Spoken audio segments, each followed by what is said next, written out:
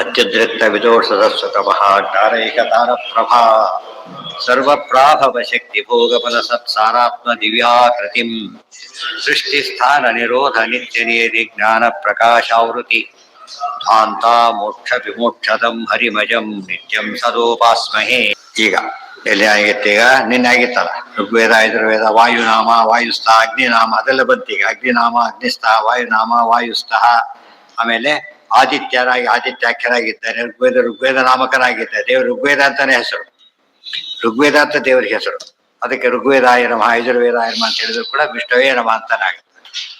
ಆಮೇಲೆ ಸಾಮ ಅಂತ ಬಂತಲ್ಲ, ಸಾಮವೇದ ಸಾಮವೇದೆ ಸಾಮ್ಯಂ ವೇದ ಯತೆ ಸ್ವಯಂ, ಅದಕ್ಕೆಲ್ಲ ಅರ್ಥ ಮತ್ತೆ. ಋಕ್ ಅಂದ್ರೆ ಜ್ಞಾನ, ಋಗತವು. ಯಜುರ್ವೇದ ಅಂದ್ರೆ ಯಜ್ಞ. ಆಮೇಲೆ ಸಾಮವೇದ ಅಂತ ಹೇಳಿದ್ರೆ ಸಾಮ್ಯ, ಸರ್ವರಿಗೂ ಸಮನಾಗಿದ್ದಾನೆ, ನಿಷ್ಪಕ್ಷಪಾತಿ. ಏವಂ ಚತುರ್ವಿಧಂ ತತ್ವಂ ತದವೋಚ ಮಹಂ ಹರೇಹೇ. ಈಗ ಪರಮಾತ್ಮನ 4 ವಿಧ ತತ್ವವನ್ನು ಹೇಳಿದ್ದೇನೆ. ಇದೆಲ್ಲ ಹೇಳ್ತಿರೋದು ಯಾರು ಅಂದ್ರೆ ಸಾಕ್ಷಾತ್ ಮಹಾಲಕ್ಷ್ಮಿ ಹೇಳ್ತಾ ಇದ್ದಾರೆ. ಇತ್ಯುವಾಚ ಇಂದಿರಾದೇವಿ ಸ್ತುವಂತಿ ಪರಮಂ ಹರಿಂ ಇತಿ ಚ. ಸಾಕ್ಷಾತ್ ಇಂದಿರಾದೇವಿ, ಇಂದಿರಾಪತಿ ಮಾಧ್ಯಾದಿ ವರದೇಶ ವರಪ್ರದಂ. ಪುಲ್ಲಿಂಗೇನ ಉಚ್ಯತೆ ಸ್ತ್ರೀ ಚ ಪುಮ್ಮತ್ ಶಕ್ತಿಮತಿ ಯದಿ ಇತಿ ಚ. ಇಲ್ಲಿ ಪುಲ್ಲಿಂಗದಲ್ಲಿ ಹೇಳಿದ್ದಾರಲ್ಲ ಅಂತ ಕೇಳಿದ್ರೆ ಮಹಾಲಕ್ಷ್ಮಿಗೆ ಪುಲ್ಲಿಂಗದಲ್ಲಿ ಪರಮಾತ್ಮ ಸ್ತ್ರೀಲಿಂಗದಲ್ಲೂ ಹೇಳ್ಬೋದು. ಯಾಕೆ? ಸ್ತ್ರೀ ರೂಪನೇ ಇದೆ. ಆದ್ರೆ ಮಹಾಲಕ್ಷ್ಮಿ ಪುರುಷ ರೂಪ ಇದೆ ಅಂತ ಹೇಳಲಿಲ್ಲ. ಪುರುಷ ರೂಪ ಇಲ್ಲ, ಆದರೆ ಪುರುಷನ ಬಿಸಿದ ಶಕ್ತಿ ಇದೆ.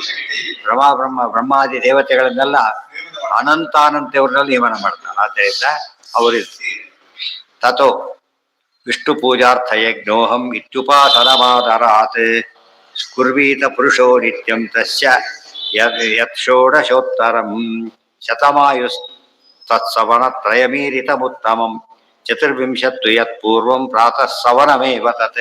ಈಗ ಪ್ರಾತಃ ಸವನ, ಮಧ್ಯಾಹ್ನ ಸವನ, ಸಾಯಂ ಸವನ ಅಂತ 3 ಯಜ್ಞಗಳು. ಒಟ್ಟು 116 ವರ್ಷಗಳು. ಪೂರ್ಣಾಯುಷ್ಯ 100 ಅಲ್ಲ, 116 ವರ್ಷಗಳು ಪೂರ್ಣಾಯುಷ್ಯ. ಅದರಲ್ಲಿ ಹೇಗೆ ವಿಭಾಗ ಮಾಡಬೇಕು ತೋರಿಸ್ತಾರೆ. ಅದರಲ್ಲಿ ವಸು, ರುದ್ರ, ಆದಿತ್ಯರು 3 ಕ್ರಮದಲ್ಲಿದ್ದಾರೆ. ಅದೆಲ್ಲ ನಮಗೆ ಅರ್ಥ ಆಗುತ್ತೆ. ಸರಿ ಜ್ಞಾಪಕ ಮಾಡಿಕೊಂಡ್ರೆ ಯಾವ್ಯಾವ ಕಾಲಕ್ಕೆ ಏನೇನು ನಡೆಯುತ್ತೆ ಹೇಳ್ತಾರೆ. ಮೊದಲನೇದಾಗಿ ವಿಷ್ಣು ಪೂಜಾರ್ಥ ಯಜ್ಞೋಹಂ ಇತ್ಯುಪಾಸನ ಮಾತರ. ನಾವೇ ಯಜ್ಞ, ವಿಷ್ಣು ಪೂಜೆ ಮಾಡೋದಕ್ಕೋಸ್ಕರ ನಿಯಮಿತರಾದವರು ನಾವು. ಕುರ್ವೀತ ಪುರುಷೋ ನಿತ್ಯಂ, ಸತ್ಯ ನಿತ್ಯ ಅನುಸಂಧಾನ ಇರಬೇಕು. ಒಬ್ಬ ಕ್ಲರ್ಕ್ ಇರ್ತಾರೆ, ನಾನು ಕ್ಲರ್ಕ್ ಅಂತ ಅನುಸಂಧಾನ ಇರುತ್ತೆ. ಅಟೆಂಡರ್, ನಾನು ಅಟೆಂಡರ್ ಅನುಸಂಧಾನ ಇರುತ್ತೆ. ನಾವೆಲ್ಲ ಪರಮಾತ್ಮನಿಗೆ ಸೇವಕರಾಗಿದ್ದೇವೆ ಅಂತ ಹೆಸರು ಯಾವಾಗಲೂ ಇರಬೇಕು. ಷೋಡಶೋತ್ತರಂ ಶತಂ ಎಷ್ಟಾಯ್ತಲ್ಲಿ? 116. ಷೋಡಶೋತ್ತರ 116 ವರ್ಷಗಳ ಕಾಲ ನಡೀತಕ್ಕಂಥ ಯಜ್ಞ ಇದು. 116 ವರ್ಷಗಳ ಕಾಲದ ಯಜ್ಞ ಇದು. ತತ್ ಭುವನ ಸವನತ್ರಯ ಮೀರಿತ ಉತ್ತಮ. ಚತುರ್ವಿಂಶತ್ತು ಯತ್ ಪೂರ್ವಂ ಪ್ರಾತಃ ಸವನ. ಮೊದಲ 24 ವರ್ಷ ಇದೆ. ಏನಂತಾರೆ ಅದಕ್ಕೆ? ಪ್ರಾತಃ ಸವನ ಅಂತ. ಪ್ರಾತಃ ಸವನ ಪ್ರಾರ್ಥಯಿತ್ವ ವಸೂಂತದ್ಗಂ ಪುಮಾನ್ ಮೃತ್ಯು ಅಪಾನುದೆ. ಆ ಕಾಲಕ್ಕೆ ಮೃತ್ಯು ಯೋಗ ಬಂದ್ರೆ, ವಸ್ತುಗಳನ್ನು ಆರಾಧನೆ ಮಾಡಿದ್ರೆ ಅಪಮೃತ್ಯು ಪರಿಹಾರ ಆಗತ್ತೆ ಅಂತ ಹೇಳ್ತಾರೆ. ಅಪರಿಹಾರ ಉಪಾಯವನ್ನು ಹೇಳ್ತಾರೆ. Very interesting. ಮಧ್ಯೆ ಚತುಶ್ಚತ್ವಾರಿಂಶತ್, ಎಷ್ಟು ಚತುರ್ಶತಾರು 44 ವರ್ಷ. 16 24 ಪ್ಲಸ್ 44 ಎಷ್ಟಾಯ್ತು? 68 ವರ್ಷಗಳ ಕಾಲ ಮಧ್ಯಮಂ ಸವನಂ ಶ್ರುತ, ಮಧ್ಯಮ ಯಜ್ಞ ಅಂತ ಕರೀತಾರೆ. ರುದ್ರದೇವರ ರುದ್ರದೇವರಕ್ಕೆ ಏನಾಗಿದ್ದಾರೆ? ಅಲ್ಲ, ಅಭಿಮಾನಿಗಳಷ್ಟೇ. ನಿಯಾಮಕ ಪರಮಾತ್ಮನೇ. ರುದ್ರಾಣಾಂ ಪ್ರಾರ್ಥನೆಯೇನಾತ್ರ ಪುಮಾನ್ ಮೃತ್ಯು ಉಪಾದೆ. ಅದು ಎಷ್ಟಾಯ್ತು ಅಲ್ಲಿಗೆ? 68 ವರ್ಷದವರೆಗೂ ಕೂಡ ಮೃತ್ಯು ಬಂದ್ರೆ ಪರಿಹಾರ ಹೇಗಾಗಬೇಕು? ರುದ್ರದ ಆರಾಧನೆಯಿಂದ ಆಗಬೇಕು, ಪರಿಹಾರ ಆಗತ್ತೆ. ಅಂದ್ರೆ ಅಲ್ಟಿಮೇಟ್ ರುದ್ರ ಪರಮಾತ್ಮನೇ. ಕೊನೆಗೆ ತಥೋ ಅಷ್ಟಚತ್ವಾರಿಂಶತ್, ಎಷ್ಟು? 48 ವರ್ಷ ಕೂಡಿಸಿದ್ರೆ ಸರಿಯಾಗಿ ಅದು ಕೊಟ್ಬಿಟ್ಟಿದ್ದಾರೆ ಲೆಕ್ಕ. ಅದರಿಂದ ಯೋಚನೆ 116 ವರ್ಷ ಆಗತ್ತೆ. ಅದನ್ನ ಅಲ್ಲಿ ಆದಿತ್ಯರು ಅವರು ಸ್ಮರಣೆ ಮಾಡಿದಾಗ ಏನಾಗುತ್ತೆ? ಅಪಮೃತ್ಯು ಪರಿಹಾರ ಆಗತ್ತೆ. ಅದರಲ್ಲಿ ಹೇಳಿದ, ಹೌದು ಹೇಳಿದ. ಅದೆಲ್ಲ ಮೂಲ ಇದೆ.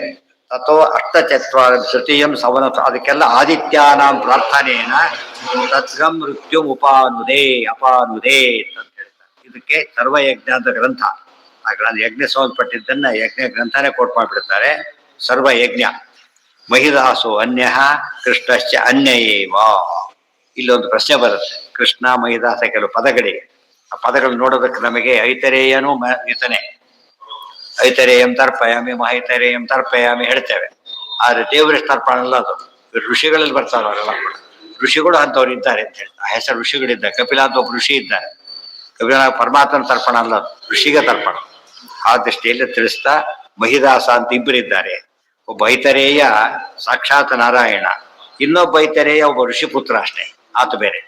ಅದೇ ರೀತಿ ಕೃಷ್ಣ, ದೇವಕಿ ಕೃಷ್ಣ ಬೇರೆ, ಜತುರ್ವಿಷ ನಾಮದ ಕೃಷ್ಣ ಬೇರೆ, ಇನ್ನೊಬ್ಬ ಕೃಷ್ಣ ಬೇರೆ. ಹೀಗೆ ತುಂಬಾ ಕೃಷ್ಣರಿದ್ದಾರೆ. ಇಲ್ಲಿ ಬಂದಿರೋದು ಈತ. ಇನ್ನು ಕಪಿಲಶ್ಚ ತೃತೀಯೋ, ಇನ್ನು ಅದೇ ಕಪಿಲ ಅಂತ ಋಷಿ ಇದ್ದಾರೆ. ಕಪಿಲ ಋಷಿ ಬೇರೆ, ಕಪಿಲ ಪರಮಾತ್ಮ ಬೇರೆ.